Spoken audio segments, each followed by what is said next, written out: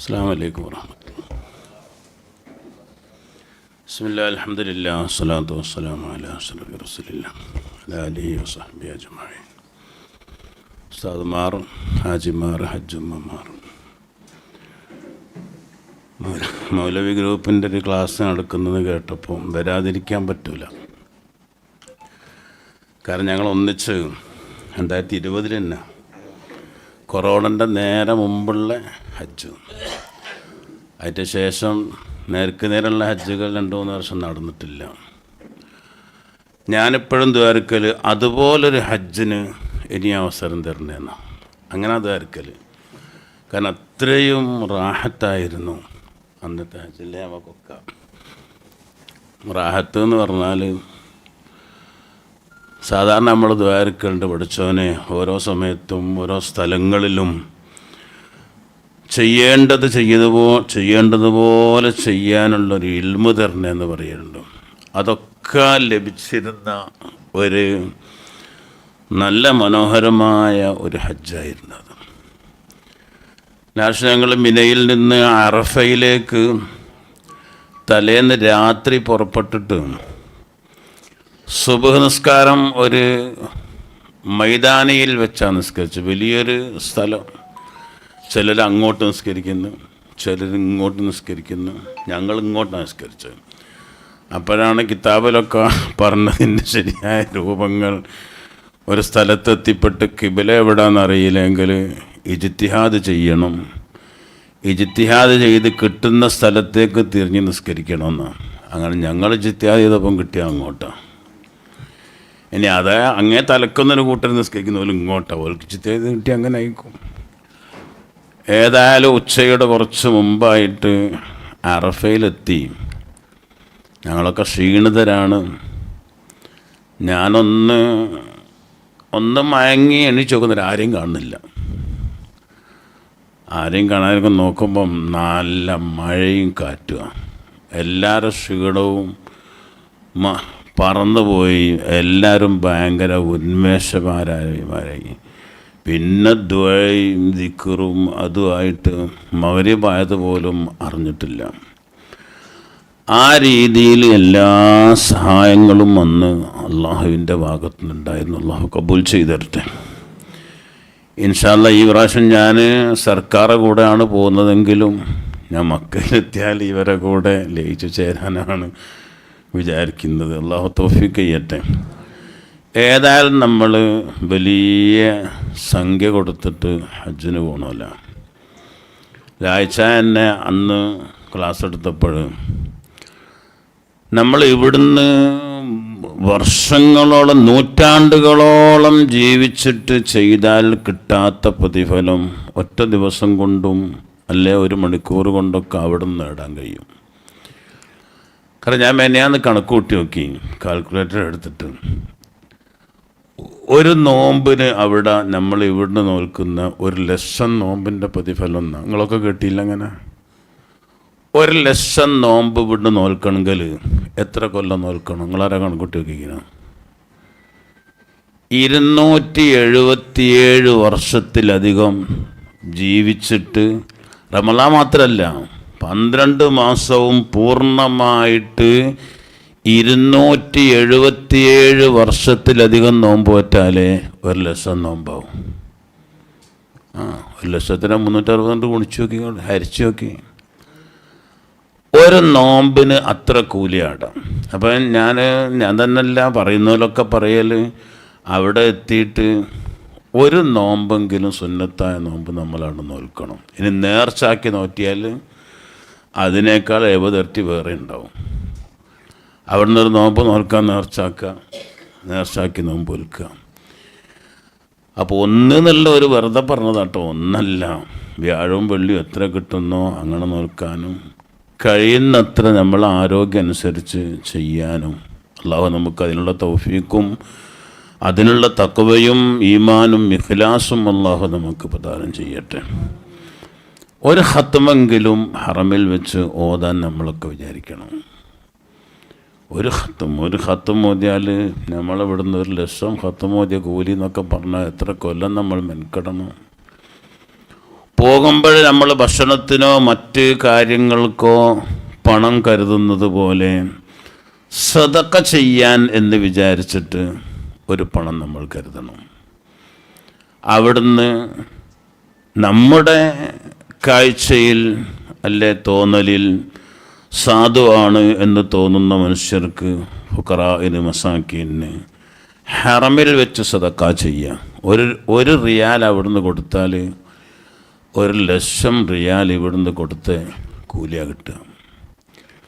അപ്പോൾ എന്ന് പറഞ്ഞാൽ അവിടെ നമ്മൾ പോയിട്ട് ചെയ്യുന്ന ഏത് അമലുകൾക്കും അത്രയും പ്രതിഫലങ്ങളാണ്.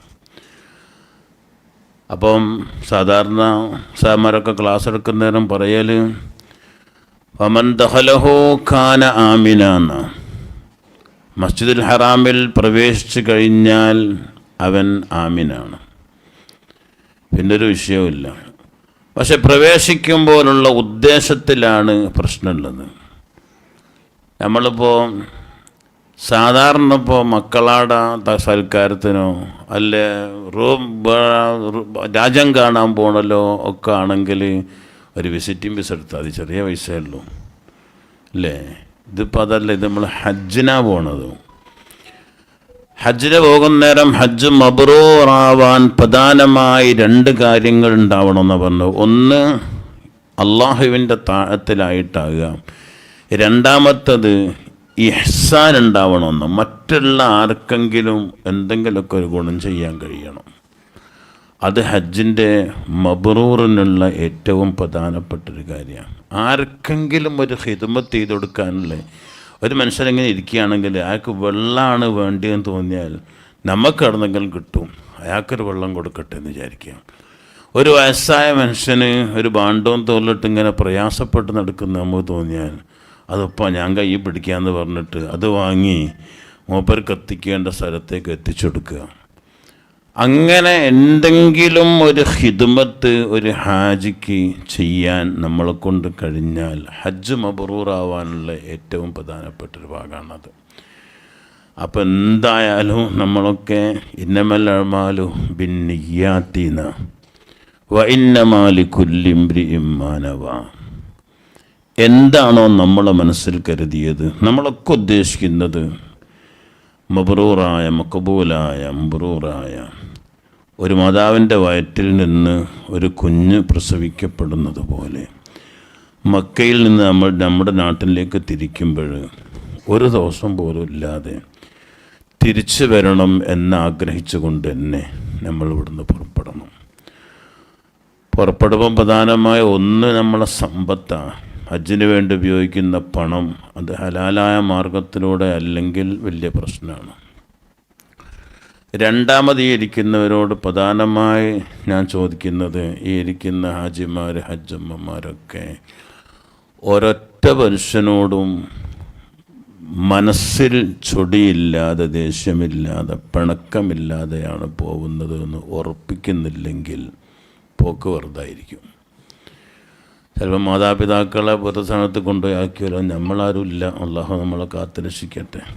മിനിയാന്നിപ്പോൾ കണ്ടില്ലേ, ഒരാൾ മകൻ പിതാവിനെ വീടിൻ്റെ ഉള്ളിലിട്ട് പൂട്ടിപ്പോയി എന്ന് പറയുമ്പോൾ മാതാപിതാക്കളോടെന്ന് മാത്രമല്ല, ജ്യേഷ്ഠാനുജന്മാരോട്, പെങ്ങന്മാരോട്, അയൽവാസികളോട്, സമുദായത്തിൽപ്പെട്ട നമ്മുടെ കൂട്ടുകാരോട്, ആരോടും മനസ്സിലൊന്നുമില്ലാത്ത നല്ലൊരു കൽബുമായിട്ടാണ് പോകുന്നതെങ്കിൽ, അങ്ങനെയാണല്ലോ നമ്മൾ പറയൽ, ഇന്നല്ലാഹ ലാ യൻദുറു ഇലാ അജ്സാമിക്കും വലാ ഇലാ സുവരിക്കും വലാകിൻ യൻദുറു ഇലാ ഖുലൂബിക്കും.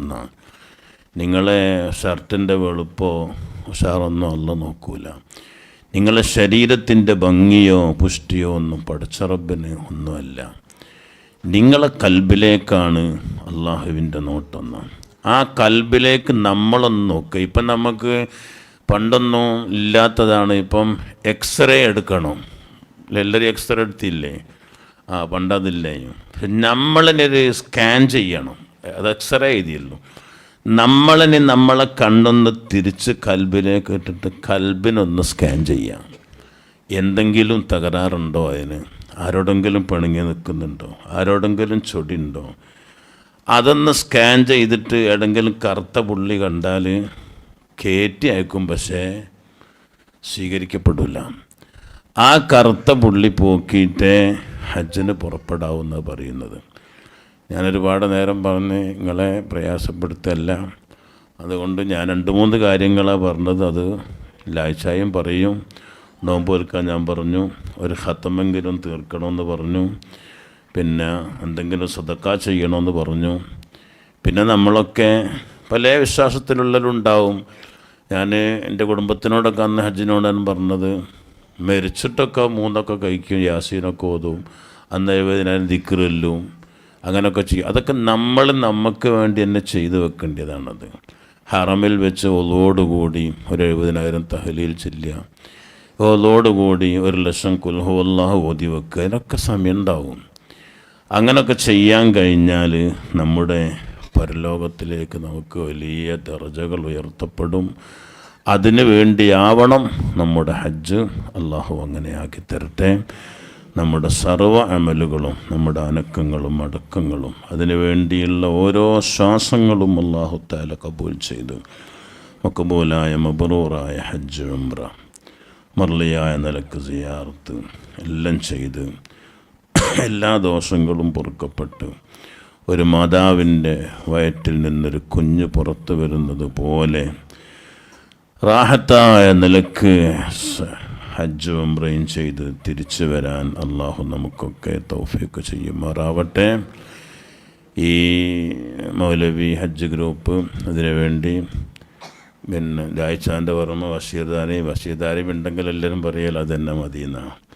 കാരണം ദിക്റുകളൊക്കെ നമുക്കൊന്നും അറിഞ്ഞൂടെങ്കിലും നമ്മളെ മുമ്പിൽ നിന്നിട്ട് എല്ലാ ദിക്റുകളും വേണ്ടതുപോലെ അതിൻ്റേതായ രീതിയിൽ പറയിപ്പിച്ച് ഉംറയും ഹജ്ജൊക്കെ പൂർണ്ണമായി ചെയ്യിപ്പിച്ച് റൂമിലെത്തിക്കുന്നത് വരെ സജീവമായിട്ട്.